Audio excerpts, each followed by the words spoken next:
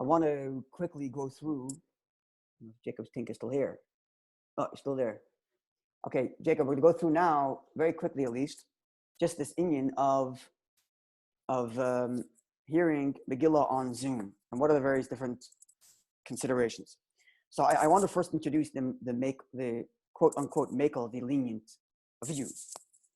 Now I was told by a good authority, anyway, those who are lenient are relying on a tshuva from Rabbi Moshe, a response from Rabbi Moshe. Now, Rabbi Moshe writes, this is you can look this up, it's an Orbach Chelik Beis. It's the fourth volume of the Sefer, but it's Orbach Chelik Beis, Simin Kuf Ches, a very small simin, and he's asked about Megillah through a microphone, which is the same issue as Zoom. And he writes a number of times that we quote directly, Loin is bader, kasha loim abazah halacha. It's difficult for me to say the halacha, berura emphatically. Loin is bader karoi, because it hasn't been clarified to me properly. How is it heard? How do you hear? What are you hearing? I haven't fully understood how this works, how a microphone works, explains Rav Moshe. I haven't been told by people who I can rely on to explain to me how a microphone works. It's therefore difficult for me to paskin. And therefore, he's talking about a microphone. He's talking about a microphone. What's the difference? Not Zoom. What's the difference? I'm microphone talking is a microphone is a microphone, yeah, with a speaker. A microphone is talking to an electric machine through wires, and it's projected out a speaker. Same thing with me and you right now. I'm talking into a little mic here, and the speakers are in your ears. It's the same thing. If anything, it would seem Zoom is even worse. Would be, microphone. Yeah, microphone. You're standing in the same room. At least you're just hearing it from a speaker. That's it. A microphone is, the thing you speak to make it louder so people can hear. You can Everybody's in the same room. If a microphone's no good, then exactly. the Zoom. So let's see what Rav Moshe says. Say it right like this. I don't know. I haven't been explained properly by somebody who knows to explain to me correctly how this works. I don't know. And therefore he says it's hard for me to give a halacha. And therefore, it's inappropriate to do so. It's inappropriate to hear the Megillah through a microphone and a speaker. And then he goes on to discuss whether it's makes it stronger, makes it not stronger. And he talks about this idea of hearing the Megillah from someone who isn't obligated. If you're hearing it from the speaker isn't obligated to hear the Megillah. And it's as if you're hearing it from someone who's not obligated, and he discounts that issue. And then he concludes by saying, he said, the people who are explaining it to him are telling him that when you hear a microphone, you're not hearing the person speak, you're hearing a different voice. And he's like, I don't understand that, because when you hear the microphone, you see the person talking, and it's right there, you can hear it. So he doesn't understand what this means, that you're hearing a different sound, different voice. And therefore he says, this is what they're relying on. L'chein, therefore, let me read the Lashon. L'chein, therefore, mistaber, lefi ma she'omrim chachmei tava, based on that which the scientists write, sha'kol yesh lehiluch ad ha'ozen, that sound travels to the ear, and it seems like there is some delay of time, a tiny little bit, from when the voice leaves my mouth till it makes it to your ears. Therefore, nevertheless, we still say, in other words, when I talk and you're in the same room without a microphone, so there's a certain amount of time it takes for the sound waves to go from my mouth to your ears. And nonetheless, even though there's a certain amount of time, and even though there's an actual traveling of waves, nonetheless, we still say halachically that what you hear is my voice. And therefore he says, L'chein, therefore, efsher, shagam hakol shenas b'microphone be'eshim adaber shem moisoi hu neshav kedam mamish. And therefore, maybe, he puts the word maybe, maybe, when you hear the sound from the microphone, it's also as if you're hearing my voice. Just this traveled through waves, and this traveled through wires. But you're still hearing my voice. He doesn't make these words that this is through waves, this is through wires. But he says in the same way, there's a delay from when the sound travels from me to you, even if we're in the same room, and we still consider that to be hearing my voice. It's the same thing with a speaker. That's what it seems, maybe, he says, and therefore that's what seems to me also. That's what seems to me. And then he adds, again he repeats himself. I'm not certainly clear as to how this works. And the guys are telling me that the sound coming out of the microphone is a different sound than the person who's speaking. I don't know what that means. This is what he says. But then he concludes, nonetheless, because I am not clear on saying it's permissible, and this idea of a microphone is a new invention, you should prevent people from using it. So that people don't run after all kinds of new inventions without knowing what's what. So this is his opinion. So to conclude from here conclusively that Moshe writes you're allowed to hear it, it's just false. It's just false. First of all, he writes a number of times, I don't know how it works. Which means he to begin with is saying that if you find out how it works and you find out that it works in such a way that's contrary to what I'm saying, then discount what I'm saying. Because he writes to begin with, I don't know how it works. And he started off by saying, it's difficult for me to say an emphatic halacha because I don't know how it works. And his whole premise is that, you're worried about the delay of time between me speaking and coming out the microphone. There's a delay also between my voice and you hearing it, even if we're in the same room.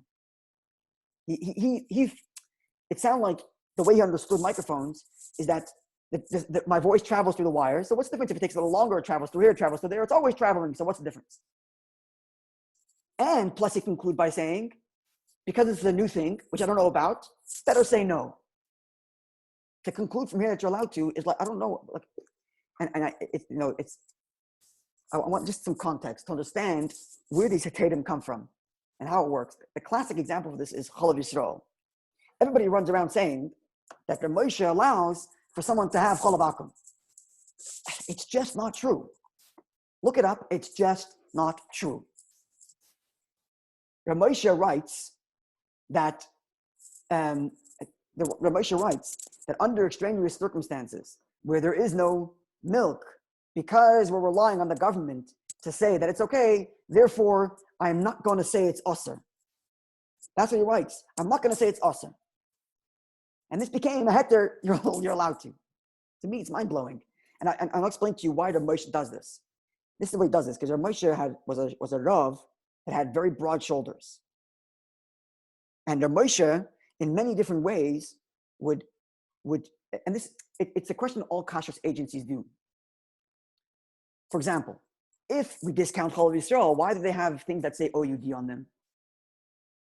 Why are you writing OUD if it's a problem to eat OUD? Take your hechsher off. There's a very simple reason. Because if someone's going to walk in there and going to buy the Hershey bar anyway, isn't it better that at least it's Chalav Akum? Which at least some opinions say somewhere that you might be able to find a heter? In other words, as a Rav HaMachshir, as a rabbi who's making things kosher, you also want to make it easier for people to keep kosher. And if you make it harder for people to keep kosher, then you're not, so you can run around and say that I upheld the law. But you didn't uphold the law because you made it harder for people to do. So in this context, Moshe had very broad shoulders and was able to find hatadim for things that were prevalent anyway. People were eating Chalav Akum as a matter of fact. You can ask my father grew up in Australia. Nobody was listening to Chalav Yisrael. And there was like 3 or 4 people in the whole Melbourne who kept Chalav Yisrael. They just never drank milk. Everybody else, they drank. So if you're a smart Rav, what are you going to do? You're going to announce and say it's treif. When you announce and say it's treif, you have now rendered all those people eating treif. But if you break your head and you find a heter, even if the heter is very tenuous, but at least now you found an opening for people to not be eating treif. And that's what Moshe is doing in the halacha of Chalav Yisrael. He is finding a way to make people who are eating Chalav Akum anyway, that at least they're eating kosher. But he concludes, anyone who is a Yer Shemayim should not be doing this. He writes it straight out, especially in his later children. The opinion of the OK, which has a Lubavitch hashgacha. Correct. Isn't that the opinion of the OK that that's why they give hechsher on Chalav Akum? That's why they put OUD. So at least the guy's not eating full out treif. But if we didn't put a hechsher, the guy would be eating full out treif. But it's not because that if you want to keep kosher, doesn't mean that this is what you should be doing. So in this, there's a similar story also. I haven't verified this. I haven't seen the source for this, but I've heard this story and it makes perfect sense to me. That they once came to the Moshe and they asked him to outlaw all the tiny tefillin. I don't know if you've seen those tefillin that were made in the 50s and the 60s, earlier 40s. Small one. Tiny tefillin. It's very, very difficult to say that they're kosher. But you don't have to say they're not kosher until you actually open them up and check them. But there were some people who wanted to like uphold the integrity of tefillin. So they wanted to make like a big ban and make an announcement. All small tefillin are apostle. And Moshe said, I'm not joining that. Why? Because until now, the halacha says we assume these tefillin are kosher. So at least these guys are fulfilling the mitzvah. As soon as I sign a paper that says it's not kosher, I've just turned the thousands of people who are putting on tefillin every day with small tefillin, I've made them not putting on tefillin now. And right? That's a Rav with broad shoulders. I'm saying this to his virtue. It's a virtue of his, that he had broad enough shoulders to be able to find leniency, so that in that way, people who are anyways relying on these leniencies, at least they're not completely doing something wrong. And it would seem to me that the same thing is happening here. Now, Moshe doesn't want to explicitly say that it's forbidden to use a microphone because there are people doing it anyway. So he says maybe, he doesn't say it's permissible because I've investigated and I know how it works, and the way it works is that you're allowed to do it. He says straight up, I don't know how it works. It hasn't been explained to me, but perhaps it's exactly like an extended voice, and therefore perhaps it's okay. But we probably shouldn't be encouraging people to use it. And what people we don't understand this context, it becomes like blanket tatum. You're allowed to yichol vakum. You're allowed, you're allowed to listen to the microphone. The microphone thing is even more tenuous than the halavakum, because the halavakum at least is substantiated by a halacha. He finds one opinion to find the heter, relying on chazakas and a whole bunch of things that he relies on there. The whole pilpul he makes to make it kosher, even though it concludes by saying that anybody who wants to be religious should not do this. Besides for that, but in this case, he states straight out, I don't know how it works, and he says maybe. So to rely on Rav Moshe doesn't sound reasonable. But now let's look at actually what the halacha is, how it works. Yeah, what do you want to say? I want to say that it's interesting you speak about Rav Moshe because this is your side tonight. Oh, really? Yud Gimel. Speaking L'mal Yusa. Yud Gimel Adar. Speaking L'mal Yusa. Speaking to the virtue. This is when you say koicha datera adaf. The power to be able to be lenient is much more powerful than the power to be forbidden. Any Rav can say it is asr. Doesn't take anybody. Doesn't take any grace of godless. And Moshe, the godless say things are mutter. But it doesn't mean that he wants, especially in the later tshuvas, he really added to the encouraging people not to eat chol vakum. Anyway, okay, so let's look now at the actual what the halacha is in terms of how it actually works from someone who knows how it works. Considering that Moshe himself acknowledged it doesn't know how it works. So what I have here is there's other svarim on this, but this is the Mincha Shleima, which is written by Rabbi Shlomo Zalman Orbach. Shlomo Zalman Orbach is a Rav in Yerushalayim, who passed away. Whether he passed away, not sure when he passed away, but he's from the leading halachic authorities of the last generation, and he is the world leader on technology and halacha. Simply because he was aware of how technology. He studied technology. I don't know if he actually studied technology formally, but he certainly spent time studying it. And you can see this in his writings. Before every tshuva on halacha, on something with technology, he has a whole intro explaining the technology of what he's about to do, how it works. Plus, should explain the technology to a layperson in Hebrew. So, for example, one that I'm aware of, I don't know all of the Mincha Shleima, but there was one that I happen to have known. He gives a whole 2-page explanation as to how a refrigerator works and explains why it's mutter to open and close a refrigerator on Shabbos. And then explains how ovens work and why it's forbidden to open and close an oven on Shabbos. Pashat explains the technology of it. And he does the same thing with microphones. So this is Mincha Shleima, Chelik Aleph, Sif, Simin Tes. And he explains at the beginning a whole Tiur Pu'ulas HaMicrophone V'Aramkol. Here's a description of how microphones work. And he explains as follows, that this is the funniest thing, because I'm reading halachic literature describing technology, and that's how I'm explaining it to you. So if you know the technology better, you can correct me. So this is what I understand from what Rabbi Shlomo Zalman Orbach writes, that the way it works is like this. There's a small, when I speak, right, there's changes in the air movements when I speak.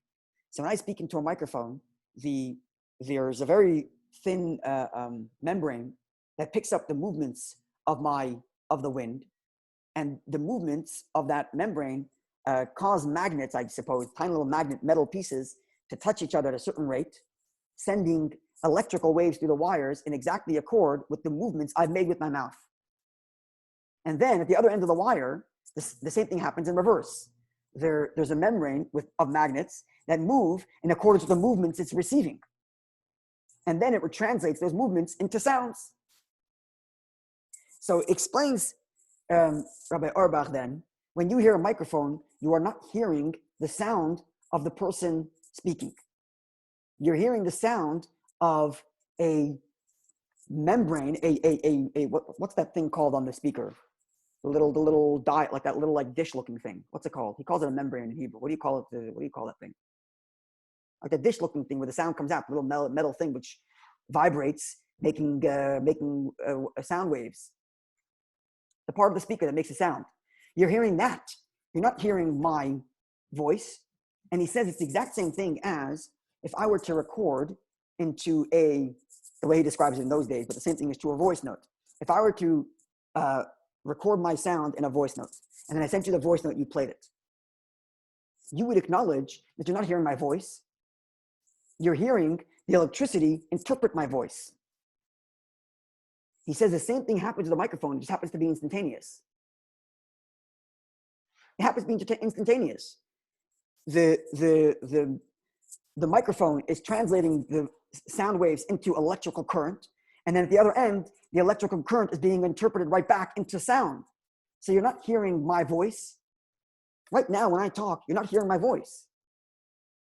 You're hearing the speaker on your computer faithfully interpret the electrical current that I have created with my sound, with my voice. But you're not hearing my voice. And because you're not hearing my voice, he says there's no way you can say that you're yotze anything. You can't hear the shofar from the microphone. You can't hear Megillah from the microphone. You're not hearing my voice. You're hearing the sound of the electricity interpreting my voice. And he says even farther than the halacha is that if someone heard the Mishnah says, this is a straight Mishnah. There's different Rishonim as to exactly how to interpret the Mishnah. But basically the Mishnah says that someone who hears a shofar from someone who's in a boer, from someone who's in a pit. Someone's in a pit and he blows a shofar. So the Mishnah says, Im kol shofar shama yotza. If you heard the sound of the shofar, he was yotza.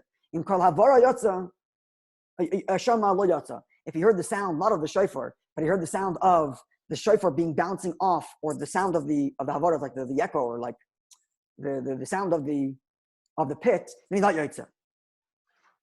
Right? Well, here he says it's even more than that. It's even more than that, because from the sound waves that I've created are not what's reaching you. What's reaching you is the sound waves created by electrical current that was interpreted by my sound waves. You're not actually hearing my sound waves. And he writes in the parentheses here, I'm really sorry for people who have a hard time hearing, and they have to wear a hearing aid, and the hearing aid is a tiny microphone with a tiny speaker, and if I apologize to them, but they cannot fulfill their obligations with that thing in their ear. So it's quite a sharp halacha. He's like, I apologize for this. And he writes that where do you write this? Let me find it. He writes that I'm surprised by those who are writing halachas about it, and when they acknowledge they don't know how it's made. Where did he write this? I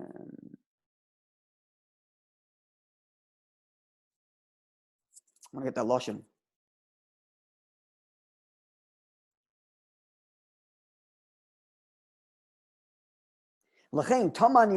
Therefore, I'm extremely surprised.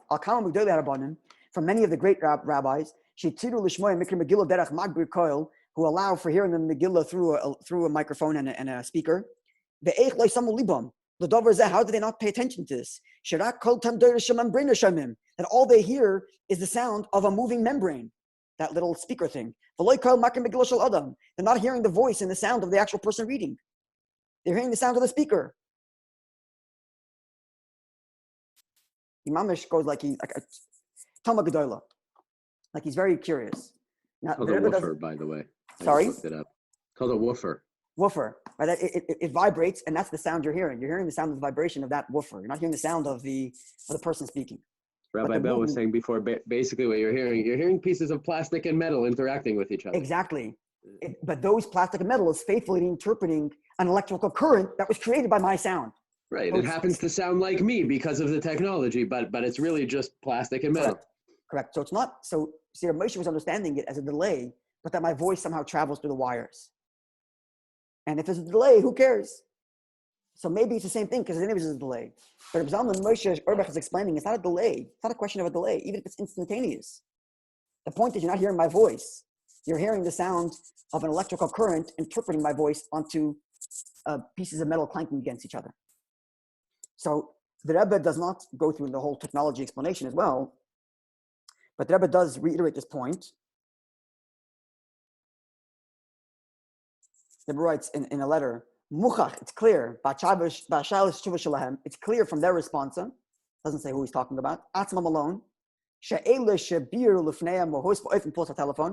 that those who have explained to the rabbi how a telephone works, they clearly made a mistake in understanding how microphones work and how telephones work. And therefore, this is not the place to explain this. And again, another letter.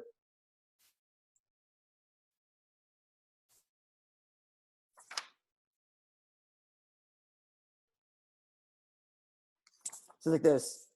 The reason why you can't fulfill the mitzvah of hearing the Megillah through a radio, he talked about here, or a telephone. There's an essential change. It's not just that, sorry.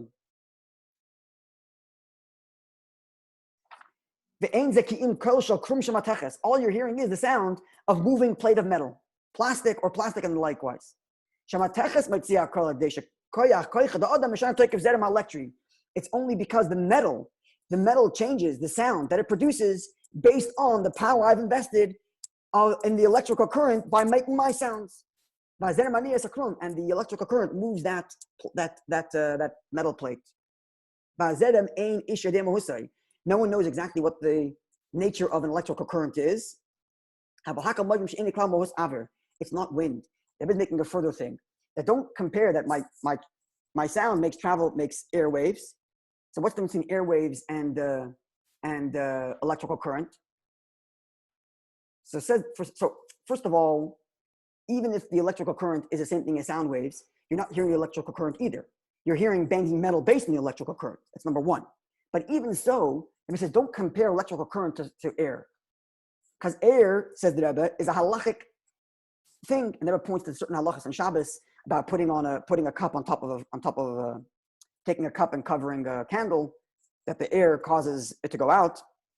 So air is a halachic. It's about, if you want to look it up, it's in Shulchan Menachem, Chela Gimel, page Shinya Tes. And the air is a halachic entity, whereas an electrical current is not a halachic entity. And even engineers don't necessarily know exactly what an electrical current is. We see its effects, we see what it does, but it's not as if we know what an electrical current is, and we can put it into a lab and analyze what an electrical current is. So don't make the mistake of comparing electrical current to airwaves. Okay. All to conclude that it seems quite clear that the Rabbanim who knew what electricity is and how it operates do not allow for the use of something like Zoom. And Rabbi Moshe, who allowed it, didn't allow it. Rabbi Moshe, who said, I don't know how to say it's usher, is because he admitted that I don't know exactly how it works. But experientially, it seems like maybe you could let it, but better don't do it.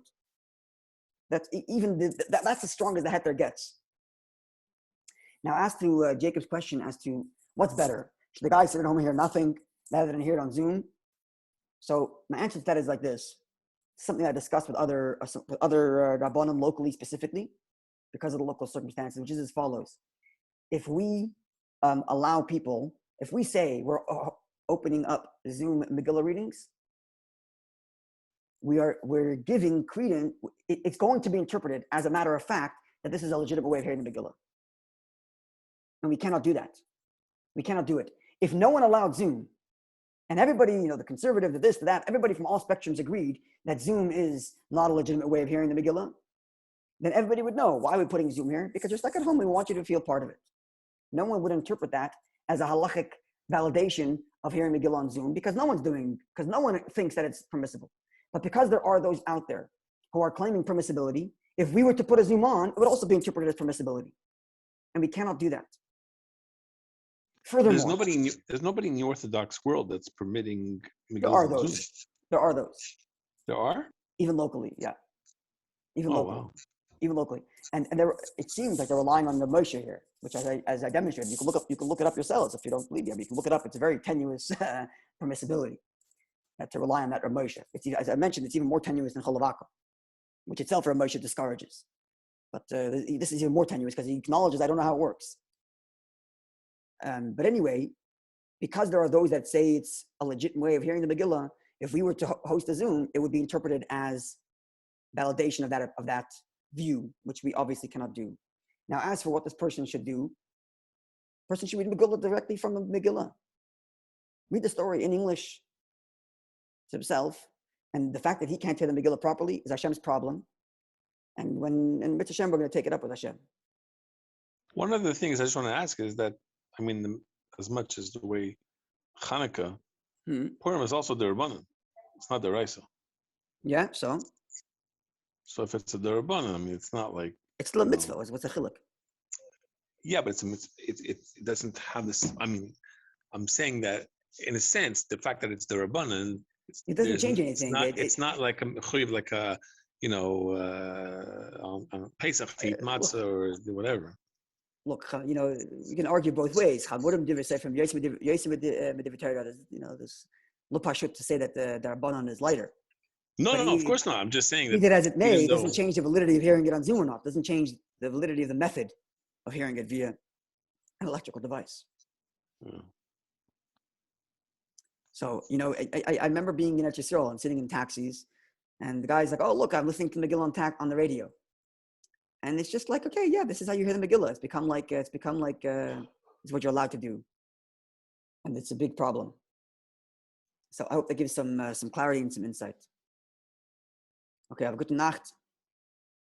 What's the schedule for tomorrow? So tomorrow night, Be'ez Hashem, 8:30 on this channel, we'll have a Zoom bring-in. We'll have a Fabrengen. We'll have a Zoom Fabrengen. We wear a costume? You may wear a costume, only if your wife lets you, though. Joking. Pajamas could be one of them. Okay, have an easy fast video. Good night. Zagazin. Bye-bye.